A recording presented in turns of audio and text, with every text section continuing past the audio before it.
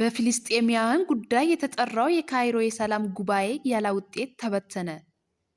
ጉባኤ ያለ ውጤት የተበተነው የአውሮፓ ልዑካን አረብ ሀገራት ሐማስን እንዲያወግዙ በመጠየቃቸው ነው። በዚህ ጉባኤ አንድም የእስራኤል ባለስልጣን አልታደመም። የአውሮፓ ህብረትና አረብ ሀገራት በጉባኤ ተገኝቶ ንግግር አድርገዋል።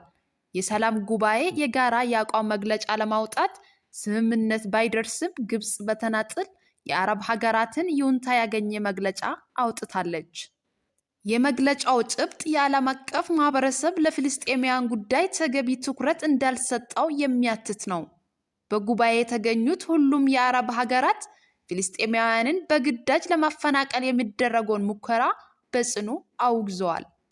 የግብፁ አልሲሲ ፊልስጤማውያን ራፋ ድንበር ተሻግሮ ወደ ግብፅ እንዲፈናቀሉ የተወጠነው ሐሳብ ሀገሬ በፍጹም አትፈቅድም ብለዋል።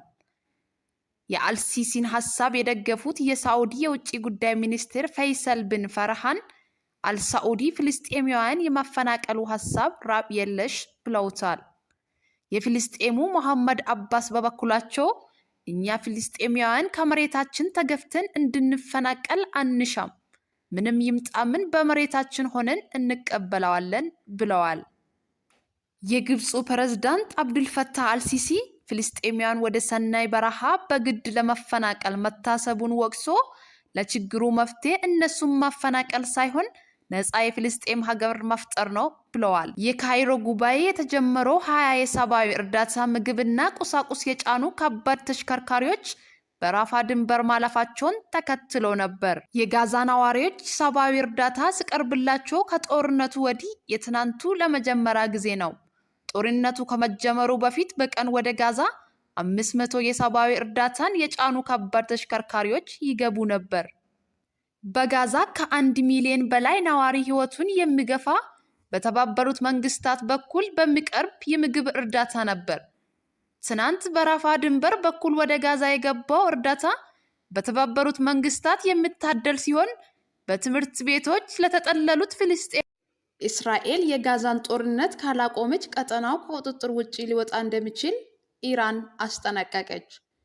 የኢራን የውጭ ጉዳይ ሚኒስቴር እስራኤልን አስጠነቀቁ። ውጭ ጉዳይ ሚኒስቴሩ አሚር አብዱላሂ እንዳሉት ኢራን ጋዛን በጦር መሳሪያ መደብደብ የማታቆም ከሆነ መካከለኛው ምስራቅ ወደ ቀውስ ቀጠና ሊሸጋገር ይችላል ብለዋል። አብዱላሂ በዚህ አስተያየታቸው አሜሪካንን ተጠያቂ አድርገዋል። እስራኤል በጋዛ እየወሰደች ባለችው የአየር ጥቃት በጥቂት ሳምንታት ብቻ 4600 ሰዎች በጋዛ ተገድለዋል። ከሟቾቹ ብዙዎቹ ሴቶችና ህፃናት ናቸው። እስራኤል ይህን ጥቃት ለወራት ሊቀጥል እንደሚችል ጠቁማለች።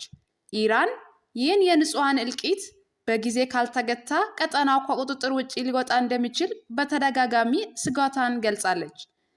አሜሪካንና እስራኤልን በጋዛ ላይ የሚያደርሱትን ይህን ኢሰብአዊ ጅምላ ግድያ ካላቆሙ ማንኛውም ነገር በማንኛውም ቅጽበት ሊሆን ይችላል። ያ ደግሞ ቀጠናው ከቁጥጥር ውጪ እንዲሆን ያደርጋል ብላለች። የውጭ ጉዳይ ሚኒስቴር ይህን ያሉት በቴህራን በሰጡት ጋዜጣዊ መግለጫ ነው። ነገሩ ከቁጥጥር ውጪ ከወጣ መመለሻ አይኖረውም፣ የከፋና መራራ ይሆናል። ውጤቱም ጦርነቱ ለጀመሩት ጭምር ብዙ ጣጣ ይዞባቸው ይመጣል ብለዋል። ኢራን በጋዛ የሚፈጽመው ጥቃት የአሜሪካ ጦርነት ሆኖ እስራኤል በወኪል እየተዋጋች እንደሆነ ነው የምናምነው። አሜሪካ ወታደራዊ ቁሳቁሶቿን ወደ ቀጠና ማስጠጋቷ እስራኤል ይህን ጦርነት በውክልና ለአሜሪካ እየተዋጋች መሆኑን ማሳያ ነው ብለዋል። ከኢራን ባሻገር አሜሪካም ይህን ጦርነት ዳፋው ለአካባቢው እንዳይተርፍ ስጋት አላት። የአሜሪካ መከላከያ ሚኒስቴር ሎይድ ኦስትን በአሜሪካ ዜጎች ጥቅሞች ወይንም ወታደራዊ ላይ ጥቃት ከደረሰ ነገሩ ሊባባስ ይችላል ብለዋል።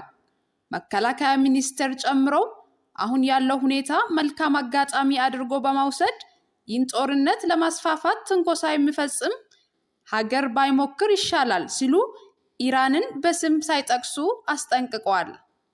የአሜሪካ ውጭ ጉዳይ ሚኒስቴር ብሊንከንም በተመሳሳይ ይህ የጋዛ ጦርነት አካባቢያዊ መልክ እንዳይዝ ስጋት እንዳላቸው አልሸሸጉም።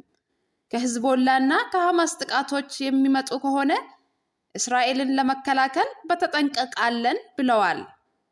በሰሜን እስራኤል ጉብኝት ያደረጉት ናታንያሁ ለወታደሮቻቸው ይህ ለሕይወታችን ስንል የምንዋጋ ጦርነት ነው፣ ይህ ማገነን አይደለም፣ ይህ የሞት ሽረት ጉዳይ ነው፣ መሞት አለባችሁ ሲሉ ሂዝቦላ ላይ የማያዳግም እርምጃ መውሰድ እንደሚገባም አሳስበዋል።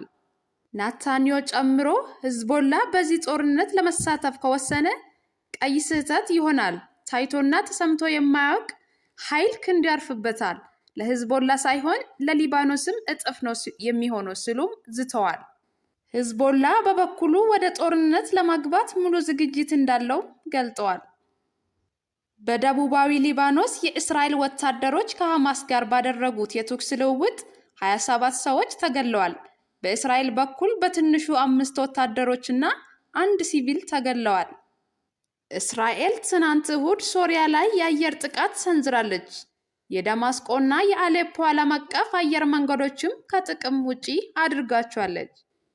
በዚህም ጥቃት 2 የአየር መንገድ ሰራተኞች ተገድለዋል። ኢራን በሶሪያ ወታደሮች